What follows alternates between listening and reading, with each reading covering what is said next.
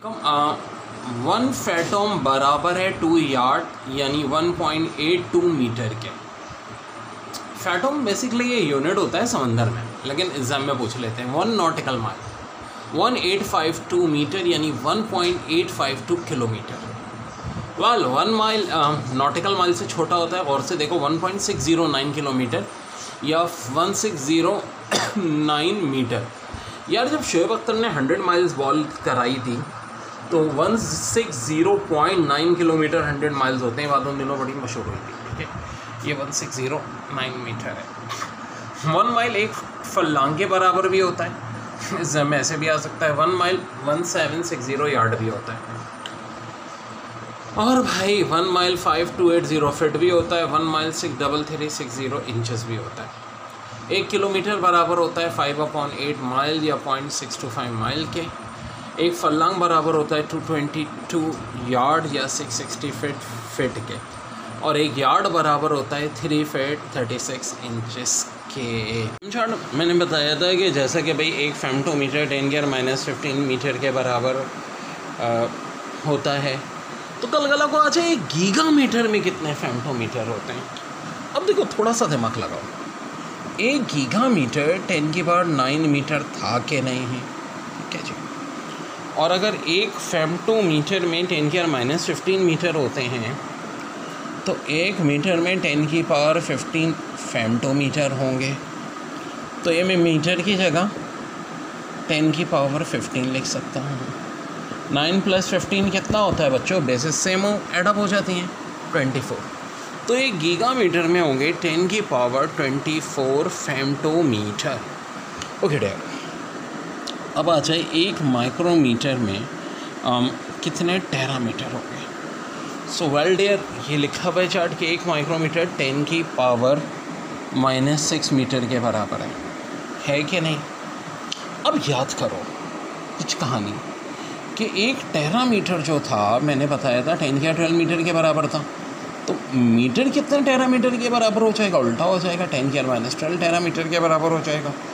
तो 10⁻6 तो क्या हो गया? एक माइक्रोमीटर में मीटर, और फिर मीटर में टेरामीटर, तो 10⁻12 से मल्टीप्लाई कर देंगे, बेसिस से वो पावर एडअप हो जाती हैं 10⁻18 टेरामीटर। सो बहुत इंपॉर्टेंट बच्चों। लास्ट वर्क, एक मिलीमीटर में कितने पेडामीटर होते हैं, एक हेक्टोमीटर में कितना हेक्सामीटर होते हैं, और एक टेरामीटर में कितने फेमटो या फर्मी मीटर होते हैं। बता चुका हूँ फेमटो और फर्मी एक ही होता है बच्चों। जल्दी से जवाब दो मुझे। ओके बच्चों, बहुत बहुत इंपॉर्टेंट टॉपिक है। एक MKS सिस्टम, CGS सिस्टम और FBS system. MKS mass kilogram second, CGS centimetre gram second, और ये फुट पाउंड सेकेंड। तो इनके सबके यूनिट्स अलग अलग होते हैं, लेकिन ये 5 क्वांटिटीज़ ऐसी हैं जो तीनों यूनिट में अहम होती हैं, सेम होती हैं। ये बहुत आता है सर कि जी CGS, MKS और FBS, इन तीनों सिस्टम में कौन कौन सेम होता है। तो वोल्ट पोटेंशियल डिफरेंस का यूनिट है CGS में भी, MKS में भी और FBS में भी। कूलम चार्ज का यूनिट है CGS में भी, MKS में भी, FBS में भी। फेरेड किसका यूनिट है जी? कैपेसिटेंस का, चाहे वो CGS हो, MKS हो, FBS हो। ओम किसका यूनिट है? रेजिस्टेंस का, चाहे CGS हो, MKS हो, FBS हो। हेनरी किसका यूनिट है? इंडक्टेंस का, चाहे CGS हो, MKS हो, FBS हो। So very very important concept बच्चों। देखिए बड़ा ही प्यारा और एक क्या सवाल किया एग्जामिनर ने। 2110 जूल पर second is equal to dash British thermal unit per hour. एक ब्रिटिश थर्मल यूनिट में 105556 1055 लेते हैं यूजुअली हम, जूल होते हैं। अब मसला ये है मेरे भाई कि अगर ब्रिटिश थर्मल यूनिट को जूल्स में कन्वर्ट करना होता तो 1055 से मल्टीप्लाई कर देता, लेकिन यहाँ तो कहानी उल्टी है। यहाँ तो ब्रिटिश थर्मल यूनिट की कहानी डिवाइड करना पड़ेगा। तो मेरे भाई ये तो चलो आसान हो गया, 2210 एक मामला तो निपट गया, जूल से VDU के। अब एक आवर में हमको पता है 3600 सेकंड होते हैं। जब आवर को सेकंड में कन्वर्ट करना होता है तो 3600 से मल्टीप्लाई और सेकंड को ओवर में करना होता है तो 3600 से डिवाइड। अब देखो बच्चे ये गलती कर रहे हैं, वो बोलेंगे यार सेकंड से ओवर में करना है तो 3600 से डिवाइड कर दो। अल्लाह के बंदे, ये सेकंड का है पर में, अपॉन में, ओवर भी का है अपॉन में, तो अपॉन में कहानी उल्टी हो जाती है। अब 3600 से डिवाइड नहीं, 3600 से मल्टीप्लाई करेंगे। जब काटोगे तो यहाँ 2 आएगा और 36 2 से 72 होता है, 2 0 भी हैं तो 7200। इनमें से कौन सी वैल्यू है जो 7200 के बराबर है? वैल्यू 7.2 × 10⁻³ ये है। डेसिमल को 3 धक्के लगते हैं। और देखो अगर अकल होती है तो आदमी यही पहचान लेता है कि इसको अगर हम 2 से डिवाइड करते हैं तो इस तरह की कोई वैल्यू ही नहीं आ सकती थी, क्योंकि 36 2 से 72 होता है। तो लाजमी बात है सब ऑप्शन में 72 है तो मल्टीप्लाई करना ही करना था। अगर जिनके कॉन्सेप्ट क्लियर नहीं है तो ये जुगाड़े भी मेरी जहन में रखें। ओके है। एमसीक्यूज आते किस किस तरह के, पहले तो देखो एक फार्मूला होता है PV = nRT, एक होता है CP - CV = R। क्या दोनों R सेम है? R से मुराद गैस कांस्टेंट होती है, तो PV = nRT में अगर R को कह रहे हैं कि भाई ये गैस कांस्टेंट में यूनिवर्सल गैस कांस्टेंट है या मोलर गैस कांस्टेंट है, same thing CP - CV = R। हाँ जी, R से मुराद यूनिवर्सल गैस कांस्टेंट या मोलर गैस कांस्टेंट। तो देखिए ज़मीन आसमान का फ़र्क हो जाता है बेस्ट चॉइस क्वेश्चन में। PV = nRT वाला यूनिवर्सल गैस कांस्टेंट है और CP - CV = R वाला मोलर गैस कांस्टेंट है। फिर यूनिट के कन्वर्जन पे MCQs बहुत आती है कि 1 गीगामीटर कितने न्यूटन मीटर के बराबर होता है। तो 1 गीगामीटर में 10⁹ मीटर होते हैं, ठीक है जी, और 1 मीटर में 10⁹ नैनोमीटर होते हैं। गौर से सुने, 1 गीगामीटर में 10⁹ मीटर, 1 मीटर में 10⁹ नैनोमीटर। ये भी हम सारे डिटेल में करेंगे, मैं सर अभी ये बता रहा हूँ किस किस टाइप के MCQs आ सकते हैं। तो 1 गीगामीटर में कितने नैनोमीटर हो जाएंगे? 10⁹ इंटू 10⁹, यानी 9 + 9 18, 10⁻18 नैनोमीटर। अब फोर्स की डायमेंशन होती है MLT - 2। बाज़ औक़ात किसी क्वांटिटी की डायमेंशन देके यूनिट पूछते हैं कि इसकी डायमेंशन ये तो यूनिट क्या है, तो बहुत आसान है। M से मुराद मास यूनिट kg, L से मुराद लेंथ यूनिट मीटर, T से मुराद टाइम और -2 का मतलब है सेकंड में भी -2 आ जाएगा, kg मीटर/सेकंड²। और ये बराबर किसके होता है? न्यूटन के। ऐसी MCQs भी आएगी कि भाई एक न्यूटन किसके बराबर होगा? ऑप्शन होगा kg मीटर/सेकंड, खाली kg मीटर या kg मीटर/सेकंड², तो kg मीटर/सेकंड²। एक न्यूटन इसके बराबर होता है।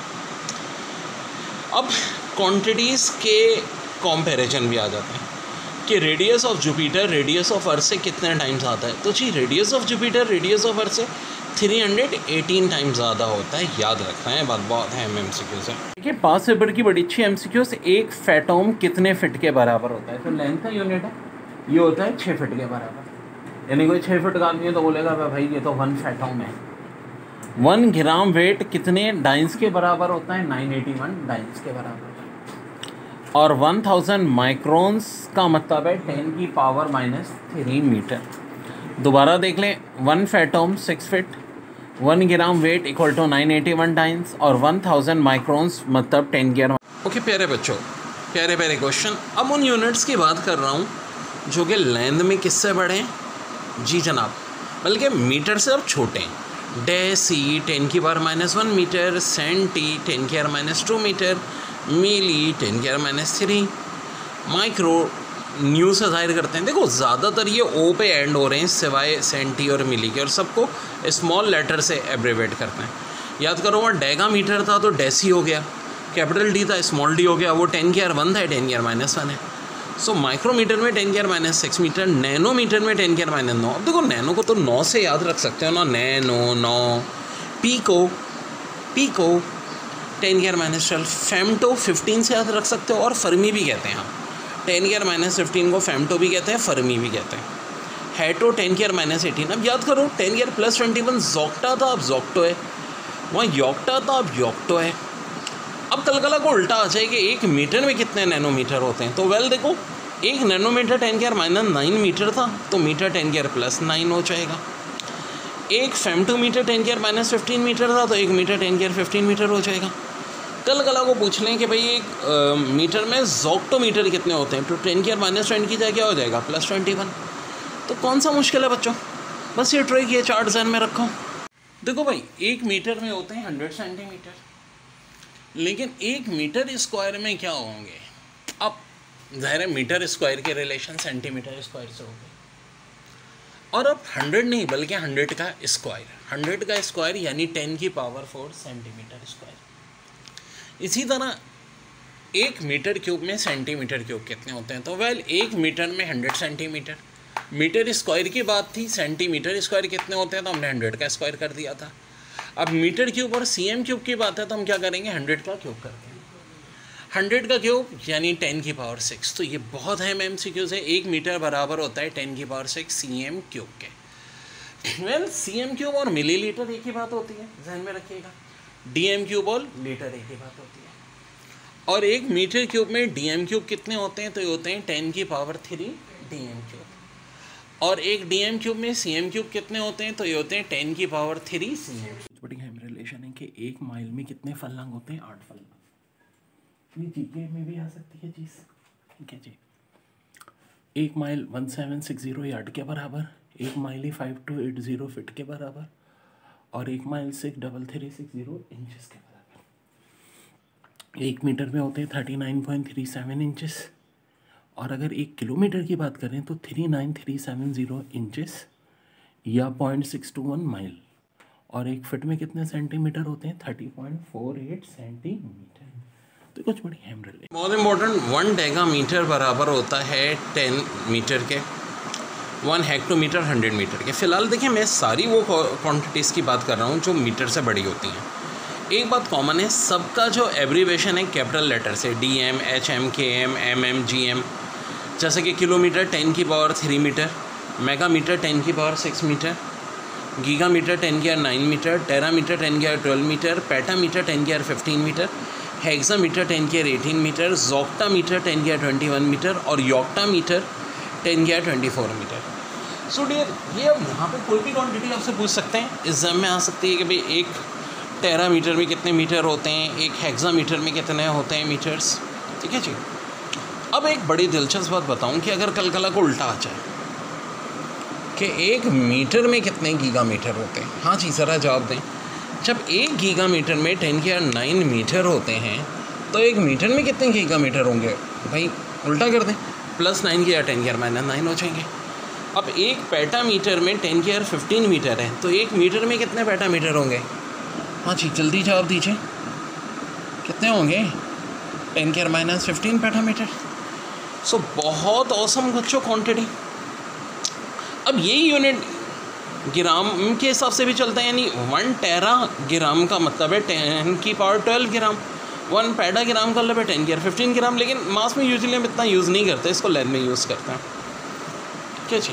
सो 10 की पावर 24 जो है वो हमारा योक्टा होता है, जहन में रखें इस बात को। और देखिए सबकी स्पेलिंग में ज़्यादातर ए आ रहा है, सिवाय इसके किलो के और हेक्टो के, ठीक है यार।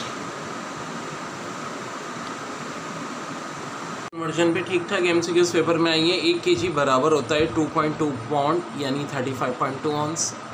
1 पौंड बराबर होता है 0.45 kg यानी 16 ऑन्स या 256 ड्रैम के, ठीक है जी। कुछ भी पूछ सकते हैं कि भाई 1 पौंड में कितने ऑन्स होते हैं या ड्रैम होते हैं। 1 ऑन्स बराबर होता है 16 ड्रैम या 28.35 ग्राम। 1 क्वार्टर बराबर होता है 28 पौंड, सारे याद होने चाहिए। 4 क्वार्टर 100 वेट, 100 वेट 1 टन, और 1 ग्राम होता है 64.8 milligram. All of them are very very important. Time की मेजरमेंट में जो सवाल आते हैं कि एक डे में कितने सेकंड होते हैं, तो 86400 सेकंड। पेपर में आया हुआ सवाल, एक वीक में कितने सेकंड होते हैं, 604800 सेकंड।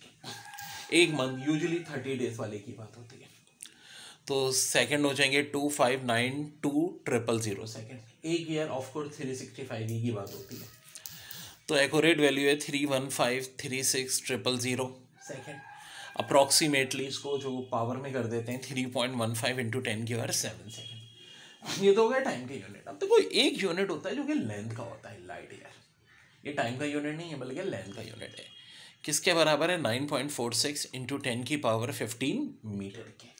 बड़ा अच्छा सवाल है फर्स्ट पेपर का, नैनो और एटो का रेशो बताएं। तो देखो नैनो होता है 10⁻⁹, एटो होता है 10⁻18। -18 ऊपर जाएगा +18 हो जाएगा। -9 +18 का मतलब है 10⁹ यानी नैनो और एटो का रेशो हमेशा 10⁹ होता है। नैनो एटो से 10⁹ बढ़ा। ठीक है, कह रहे हैं दो वेक्टर्स हैं, एक का मैग्नीट्यूड 30 है, एक का 51 है, तो इनके रिजल्टेंट का मैग्नीट्यूड क्या हो सकता है? 82, 15, 78, 91। तो एक बड़ी अच्छी ट्रिक बताता हूँ। एक बार इन दोनों का सम निकाल के देख लो, कितना आ रहा है? 81। एक बार इन दोनों का डिफरेंस निकाल के देख लो, कितना आ रहा है? 21। तो आंसर बिटवीन 21 to 81 हो सकता है। इनमें 21 भी शामिल हो सकता है, 81 भी, इसके अलावा नहीं। तो 21 से 81 की कैटेगरी में सिर्फ एक ही नंबर है, और वो कौन सा है? 78। तो इनका मैग्नीट्यूड 78। टेम्परेचर स्केल में डिफरेंट चीज़ें पूछते हैं कि जब केल्विन 0 होगा तो सेल्सियस कितना होगा, सेंटीग्रेड कितना होगा, और एक और चीज़ होता है रैंकिन कितना होगा। तो देखो केल्विन जब 0 होता है तो रैंकिन भी 0 होता है। ये टेम्परेचर कहलाता है एब्सोल्यूट 0। सेल्सियस की एक्यूरेट वैल्यू -273.15 है। फ़ारेनहाइट की भी जो बिल्कुल एक्यूरेट है, वैसे तो -459 ही लिख लेते हैं, -459.67 है। वेल जब फ़ारेनहाइट 0 होगा तो केल्विन 255.37, सेल्सियस -17.78 और रैन की 459.67। और जब सेल्सियस 0 होगा तो केल्विन 273.5, फ़ारेनहाइट 32 और रैन की होगा 491.67। कह रहे हैं पास्कल मीटर स्क्वायर किसका यूनिट है? वेल पास्कल तो प्रेशर का यूनिट होता है, और पास्कल का मतलब होता है न्यूटन पर मीटर स्क्वायर। अब देखो यहाँ पास्कल नहीं पूछा इन्होंने, pascal multiply by metre square पूछा, तो खुद पास्कल हो गया न्यूटन पर मीटर स्क्वायर का, आगे मीटर स्क्वायर से मल्टीप्लाई कर रहे हैं, तो पर मीटर स्क्वायर और मीटर स्क्वायर कैंसिल हो गए। इसका आ जाएगा न्यूटन, और न्यूटन किसका यूनिट होता है? फोर्स। ये सवाल बहुत रिपीट हुआ है पास पेपर में। टॉर्क होती है R×F sin थीटा। अब टॉर्क दी हुई थी √6, R दिया हुआ है √2, F दी हुई है 2 और थीटा चाहिए, तो टॉर्क की जगह √6 पुट कर दो, R की जगह √2, F की जगह 2 sin थीटा। मैथ्स के रूल के तहत √2 इधर आगे डिवाइड हो जाएगा। अब क्या √6 को मैं तोड़ के √2 × √3 लिख सकता हूँ? बिल्कुल लिख सकते हैं। नतीजा क्या होगा? √2 कैंसिल हो जाएगा, साइन थीटा आ जाएगा √3/2। अब साइन की वैल्यू √3/2 कब होती है? 60 डिग्री या π/3 रहती है। आप देख लें ऑप्शन में क्या दिया, तो इन्होंने ऑप्शन में 60 डिग्री दिया था, तो आंसर हो जाएगा 60 डिग्री। बच्चों सबसे इम्पॉर्टेंट जो एग्जाम में है वो है इंटेंसिटी ऑफ वेव की dimension. Energy divide by area into time. Energy है ml² t-2, एरिया आपका l², टाइम की जगह t। तो देखो l² cancel, final answer mt/, तो ये फाइनल बन जाएगा mt-3। इसकी डायमेंशन है इंटेंसिटी ऑफ वेव। बहुत ही धुआंधार सवाल पेपर में बहुत बार रिपीट हुआ है। Which of following is dimension less quantity? Momentum upon acceleration, यानी जब मोमेंटम की डायमेंशन को एक्सेलरेशन से डिवाइड करेंगे तो क्या डायमेंशन लेस हो जाएगी। मतलब क्या है कहने का? मोमेंटम का मतलब होता है मास इनटू वेलोसिटी, यानी ml/t-1। एक्सेलरेशन की डायमेंशन क्या होती है? हाँ जी, l/t-2। तो l कट जाएगा, 1 - 1 कटेगा, लेकिन देखो तो m/t-1 बच रहा है, तो डायमेंशन लेस नहीं हुई। डायमेंशन लेस तो होगी जिसमें सारी डायमेंशन कट जाए। फिर एनर्जी अपॉन वर्क, हाँ ये आ गया ना हमारे मतलब का। एनर्जी अपॉन वर्क दोनों की डायमेंशन सेम होती है, तो कट जाएगी। वैसे भी यार जब यूनिट सेम है डायमेंशन सेम है, जब भी ऐसा सवाल है तो देख लो कौन सी क्वांटिटी है जिनका यूनिट सेम है, तो आंसर ऑप्शन बी हो गया। सी में भी ऐसा नहीं होगा, क्योंकि वॉल्यूम होता है L3, एरिया L², L बचेगा। ऐसे फोर्स और पावर में भी नहीं होगा, ठीक है। फोर्स और पावर होती है फोर्स पर यूनिट एरिया, तो ज़ाहिर है कटम काटी पूरी नहीं होगी, एरिया इनमें बच नहीं है, तो उसे एक क्वांटिटी है जो डायमेंशन लेस है, ऑप्शन बी। देखिए वेक्टर क्वांटिटीज़ की एग्जांपल में force, magnetic field, magnetic polarization, momentum चाहे लीनियर हो चाहे एंगुलर हो, पोजीशन, हाँ जी पोजीशन भी बड़ी अहम बात है, thrust, velocity, angular velocity, weight, electric field, displacement, dipole moment, impulse, torque. अच्छा अब देखो बड़ी दिलचस्प बात है, टेम्परेचर तो स्केलर क्वांटिटी है, लेकिन जो increase in decrease in temperature होता है, टेम्परेचर ग्रेडियंट, ये वेक्टर क्वांटिटी है। और देखो डिस्प्लेसमेंट और पोजीशन बात एक ही है, ये वेक्टर क्वांटिटी है। डिस्प्लेसमेंट या पोजीशन का जो फर्स्ट डेरिवेटिव है वो कहलाता है हमारा वेलोसिटी, और ऑफ कोर्स वेलोसिटी भी क्या है, एक वेक्टर क्वांटिटी है। वेलोसिटी का डेरिवेटिव एक्सेलरेशन कहलाता है, तो एक्सेलरेशन भी एक वेक्टर क्वांटिटी है, ये बस ध्यान में रखिएगा। या दूसरे लफ्ज़ों में एक्सेलरेशन जो है वो सेकंड डेरिवेटिव होता है पोजीशन या डिस्प्लेसमेंट का। अब एक्सेलरेशन का भी जो डेरिवेटिव है, एक्सेलरेशन अपॉन टाइम, ये जर कहलाता है। या आप ये भी कह सकते हो कि जर जो है वो पोजीशन या डिस्प्लेसमेंट का थर्ड डेरिवेटिव है। ठीक है जी। स्केलर क्वांटिटीज़ कौन कौन सी हैं, इनकी एग्जांपल, क्योंकि ये साल बहुत आता है, which of following is scalar, या which of following is vector, या which of following is non scalar. तो देखो स्केलर में वॉल्यूम आता है, density, speed, energy, mass, time, area, distance, temperature, work. हालांकि वर्क दो वेक्टर क्वांटिटीज़ की प्रोडक्ट है, लेकिन खुद स्केलर है। दोबारा देख लें, work, temperature, distance, area, volume, density, speed, energy, mass, time. बच्चों एक गीगा इलेक्ट्रॉन वोल्ट में कितने इलेक्ट्रॉन वोल्ट होते हैं? बेसिकली तो इन्होंने ये इस तरह दिया था कि which of following statement is correct. Option A, option B, option C, D में था ऑल ऑफ अबव। तो देखो पहली एक एक करके देखते हैं। पहले में giga electron volt equal to 10 की पावर 9 इलेक्ट्रॉन वोल्ट, तो गीगा का मतलब ही 10 की पावर 9 होता है। सही है भाई बात। दूसरे में दिया है 1 mega electron volt is equal to 10 की पावर 6 इलेक्ट्रॉन वोल्ट। मेगा का मतलब 10 की पावर 6 होता है, ये बात भी सही है। 1 electron volt equal to 1.6 into 10 की पावर -19 जूल्स, ये बात भी सही है। तो आंसर क्या हो जाएगा? All of above. Very good. Well अब कह रहे हैं कि इनमें से कौन सा एक हाइट एक इंसान की एवरेज हाइट के करीब होती है? 0.01 सेंटीमीटर तो खैर किसी इंसान की नहीं हो सकती, ना 2 सेंटीमीटर, ना 40 सेंटीमीटर। क्या 160 सेंटीमीटर हो सकती है? जी, 100 सेंटीमीटर 1 मीटर के बराबर होते हैं। जब इसको हम 100 से डिवाइड करेंगे 1.6 मीटर ऑफ कोर्स हो सकती है। ठीक है, क्योंकि 1 मीटर 3.28 फिट के इक्वल होता है। सो इसका मतलब है बिल्कुल हो सकती है। जी करेक्ट आंसर होगा 1.6 मीटर यानी 160 सेंटीमीटर। तो देखो पास पेपर में क्वेश्चन किस तरह घुमा के दिए जाते हैं इसका अंदाज़। ओके बच्चों, 5 बच्चे हैं क्लास में और आपको कह रहे हैं इनकी एवरेज हाइट निकालनी है। 6 feet 2 inch, 5 feet 11 inch, 6 feet 1 inch, 6 feet 3 inch और 6 feet 5 inch. So well 1 fit में आखिर इंच होते कितने? 1 फिट में होते हैं 12 इंच। और याद रहे एक लकीर फिट को ज़ाहिर करती है, 2 लकीरें इंच को ज़ाहिर करती हैं। तो इसका ट्रेडिशनल मेथड जो लोग फॉलो करते हैं वो क्या होता है? पहले फिट को मल्टीप्लाई करें 12 से, इंच में कन्वर्ट करें, फिर कितनी वैल्यूज़ हैं 5 से डिवाइड करें, आंसर इंच में आएगा, फिर उसे फिट में कन्वर्ट करें। बहुत लंबा। अब बच्चों मैं अपनी मैजिकल ट्रिक का इस्तेमाल करूँगा। देखो ज़्यादातर वैल्यू किसके करीब है? 6 फीट के। ये 6 फीट 2 इंच है भाई, और ये 5 फुट 11 इंच है, जिसको मैं 6 फीट -1 इंच लिख सकता हूँ, और ये 6 फीट +1 इंच हो जाएगा। ये 6 फीट 3 इंच, ये 6 फीट 5 इंच।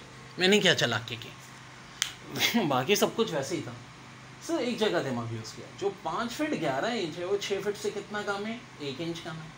तो मैं इसको क्या लिख सकता हूँ? 6 फीट -1 इंच। वेल इन सब का एवरेज तो अब ये 6 में कन्वर्ट हो गया। अब ये 5 फीट 11 इंच नहीं रहा, हो गया 6 फीट -1 इंच। इन सब का एवरेज तो 6 आ गया। अब यहाँ गिन लो कितने इंचेस बन रहे हैं। +1 -1 तो कैंसिल हो जाएगा। 2 + 3 5, 5 + 5 10, 10 को 5 से डिवाइड कर दो। 6 feet 2 inch is your answer.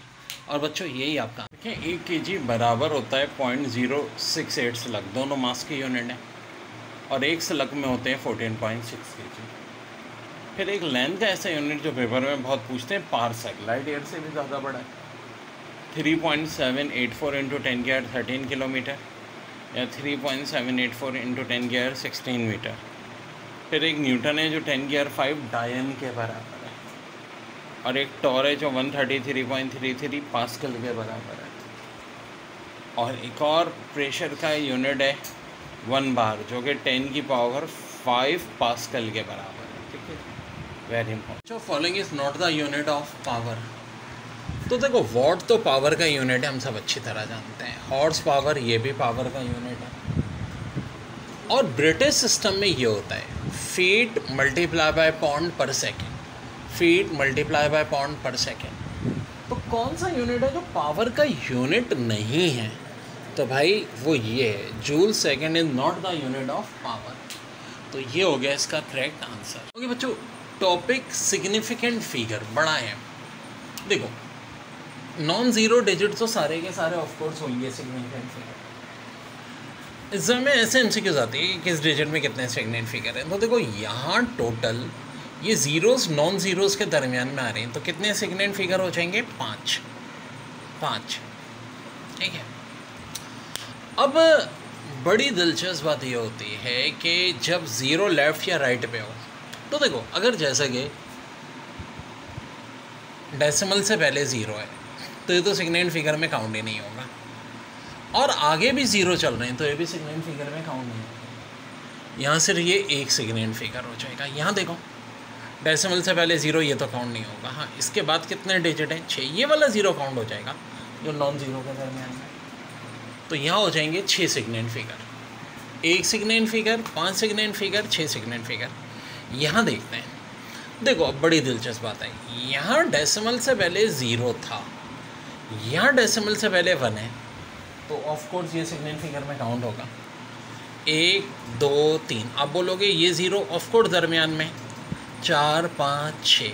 अब बड़ी दिलचस्प बात बताऊँ, डेसिमल से पहले अगर यहाँ कोई नंबर हो तो डेसिमल के बाद वाला ज़ीरो भी सिग्निफिकेंट फिगर में काउंट होता है। तो यहाँ कितने सिग्निफिकेंट फिगर हो जाएंगे? 1 2 3 4 5 6 7। लेकिन अगर कोई नंबर हो और डेसिमल ना हो तो इसके बाद वाले ज़ीरो सिग्निफिकेंट फिगर में काउंट नहीं होते। तो यहाँ सिर्फ एक सिग्निफिकेंट फिगर होगा। यहाँ देखो 1 2 3 4, और डेसिमल के बाद ज़ीरो हैं तो भाई ये काउंट हो गए, यानी 6। अब देखो यहाँ नॉन ज़ीरो डिजिट 2 तो ये होगा एक दरमियान में, 3 सिग्निफिकेंट फिगर। और पावर याद रखो सिग्निफिकेंट फिगर में काउंट नहीं होती। यहाँ पावर 6 थी, भले 76 होती, सिग्निफिकेंट फिगर 3 होते हैं। यहाँ कितने हो जाएंगे? 1 2 3, डेसिमल के बाद 2 ज़ीरो है, डेसिमल के बाद वाले ज़ीरो काउंट करते हैं, 5 सिग्निफिकेंट फिगर हो जाएंगे। 5 सिफर का बड़ा अच्छा सवाल था। रेडियस दिया है 17 सेंटीमीटर और वॉल्यूम ऑफ स्पेंड निकालने को कहा है। वेल अब फार्मूला होता है 4/3πr³। तो देखो एनईटी में तो आदमी कर सकता है। अब भाई हम 17 का क्यूब ले गए, पाई की वैल्यू अप्रॉक्सीमेटली 3.14 होती है, पुट कर देंगे। लेकिन बाकी यूनिवर्सिटीज़ में कहाँ करेंगे? बाकी में तो कैलकुलेटर अलाउ नहीं है। तो बेटा फिर मैं कह रहा हूँ थोड़ा दिमाग यूज़ करो। एप्टीट्यूड टेस्ट में क्वेश्चन पढ़ते ही ऑप्शन देखो, ये देखो ये हैं ऑप्शन सारे। पहला ऑप्शन है 2057 cm3, 0.03 cm3, 0.08 cm3, 0.01 cm3। तो 17 का पहले तो हमने क्यूब लेना है, फिर उसे फर्दर 4 पाई से मल्टीप्लाई, चलो 3 से डिवाइड हुई है, पाई और 3 अगर ऑलमोस्ट काट भी दो तो 17 का क्यूब मल्टीप्लाई बाय 4 कोई बहुत बड़ी फिगर होगी। और यहाँ 3 फिगर तो देखो इतनी छोटी दी हुई है, तो ये तो बिल्कुल भी नहीं हो सकती। आंसर क्या होगा? Option A.